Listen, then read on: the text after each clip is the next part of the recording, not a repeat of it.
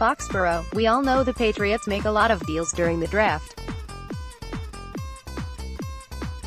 But it took drilling down into all the draft deals the teams executed under Bill Belichick to get a real appreciation for how unbelievably important they've been to the success of the franchise.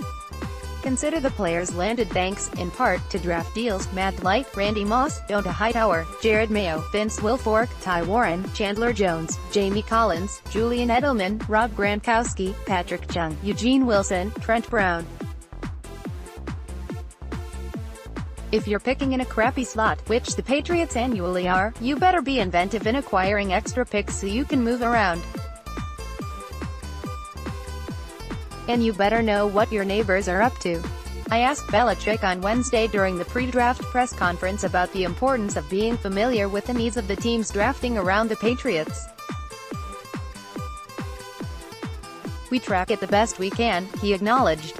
"I think there's a lot of misinformation that's out there now. There's sometimes other accurate information that you can obtain through one source or another.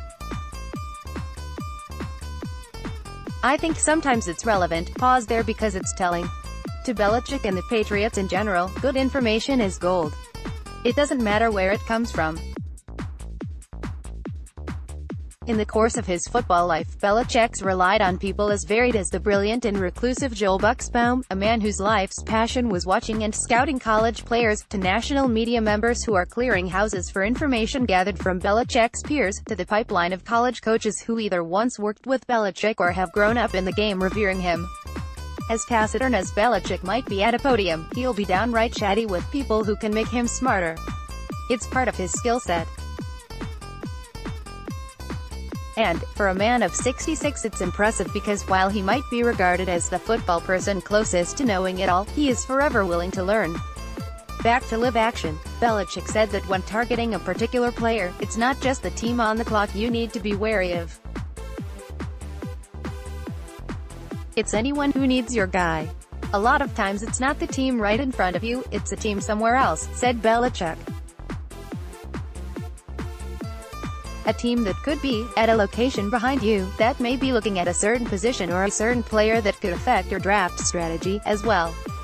The team in front of you might not have any need for or even want a type of player you're considering, but that doesn't really mean anything because anybody could move up into that spot and take that player. Belichick added. It's all relevant. The intel is vital because when a team is on the clock, it's imperative to know what they are seeking. The team selecting wants to trade out for whatever reason, who might be coming up. And what is that team looking for? In the first round, I mean, we're not going from 32 to 8, whatever it is. That's not realistic, said Belichick. There could be a team at whatever 40, that's really more of a problem for us than the team at 31. We usually have a decent amount of time between our picks to identify, okay, here are the players that we're considering. Here are the teams that are around us. If one of those teams is actively trying to trade out, then that means somebody is going to trade in, and who could they be coming up for? How would that affect us? Do we want to get ahead of that team? Do we care? The Patriots made a preemptive deal in 2003 to get Ty Warren. New England was at 14. The Bears were at 13 and trying to deal down. The Pats didn't want someone else to jump up and grab Warren.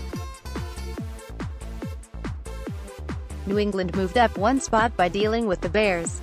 Chicago got a 6th-round pick for the favor of moving back one spot. The Patriots have often been the team moving up as well. They did it for Gronk in 2010, Light in 2001, and for both Hightower and Jones in 2012. There's multiple examples of it, and moving back is obviously just the reverse of that. If you feel like you can take the same player at a lower point in the draft and acquire another asset somewhere, there's merit to doing that, which the Patriots did in 2010 with Devin McCourty, said Belichick.